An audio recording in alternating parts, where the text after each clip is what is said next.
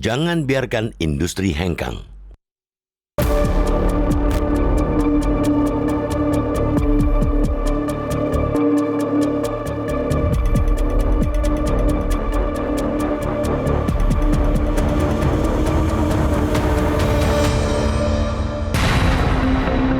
Kabar bakal hengkangnya dua perusahaan pemasok komponen otomotif asal Jepang dari Jawa Timur ke Vietnam menjadi peringatan serius bagi pemerintah. Kabar tersebut tidak bisa dipandang sebagai keputusan bisnis biasa. Ini merupakan sinyal bahwa daya saing Indonesia sebagai tujuan investasi sedang menghadapi tantangan yang tidak ringan. Perusahaan yang beroperasi di Pasuruan dan Mojokerto itu dikabarkan mempertimbangkan memindahkan kegiatan produksi mereka ke Vietnam. Jika keputusan tersebut benar-benar terrealisasi, dampaknya tidak hanya dirasakan oleh perusahaan dan investor, tetapi juga ribuan pekerja yang menggantungkan hidup pada keberlangsungan industri tersebut. Perpindahan investasi dari satu negara ke negara lain merupakan hal yang lazim dalam ekonomi global. Namun, ketika dua perusahaan besar memilih meninggalkan Indonesia dan berpindah ke negara tetangga, pemerintah perlu melakukan evaluasi menyeluruh.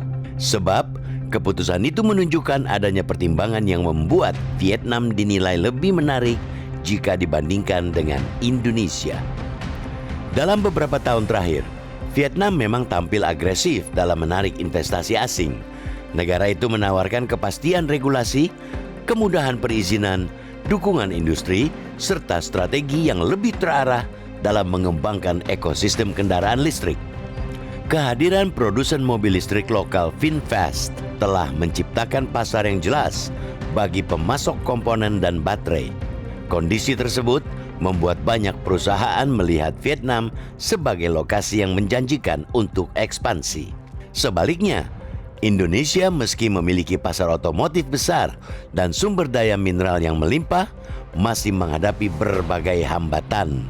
Persoalan birokrasi, biaya logistik yang tinggi, ketidakpastian regulasi, masih banyaknya pungutan ilegal, hingga proses perizinan yang kerap berubah menjadi keluhan yang berulang dari kalangan pelaku usaha.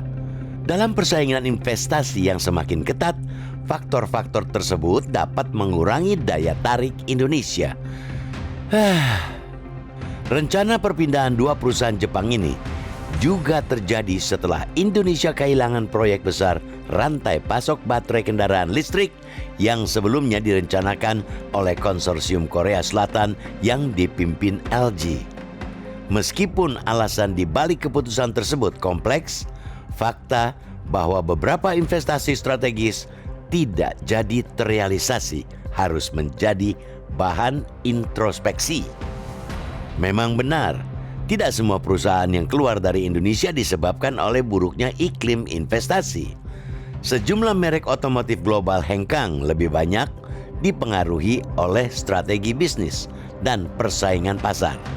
Namun, kasus yang terjadi saat ini berbeda karena berkaitan dengan relokasi produksi ke negara yang dianggap lebih kompetitif. Karena itu, pemerintah tidak cukup hanya menawarkan insentif fiskal seperti pembebasan pajak atau relaksasi aturan. Yang lebih penting adalah menciptakan kepastian usaha jangka panjang, menegakkan hukum kepada pihak-pihak yang mengganggu kenyamanan usaha. Investor membutuhkan regulasi yang konsisten, proses perizinan yang cepat, biaya logistik yang efisien, pasokan energi yang kompetitif, serta kepastian hukum yang dapat diandalkan. Pemerintah juga perlu mempercepat pengembangan ekosistem kendaraan listrik agar Indonesia tidak hanya menjadi pemasok bahan baku, tetapi juga menjadi pusat manufaktur dan inovasi. Hilirisasi nikel harus diikuti dengan pembangunan industri turunan yang kuat, sehingga menciptakan pasar yang menarik bagi para pemasok global. Selain itu, komunikasi dengan investor yang sudah beroperasi harus diperkuat.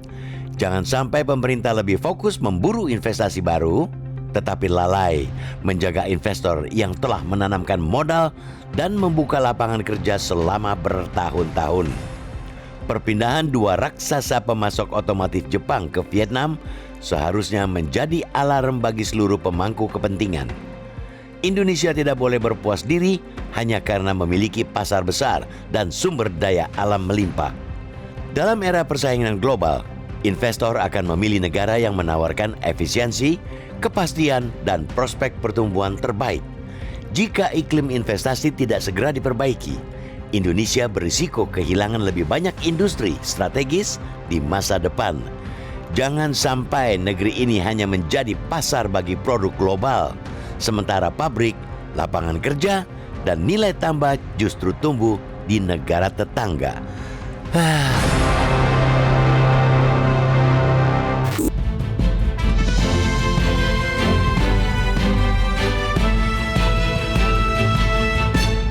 Jelajahi cara baru mendapatkan informasi. Download Metro TV Extend sekarang.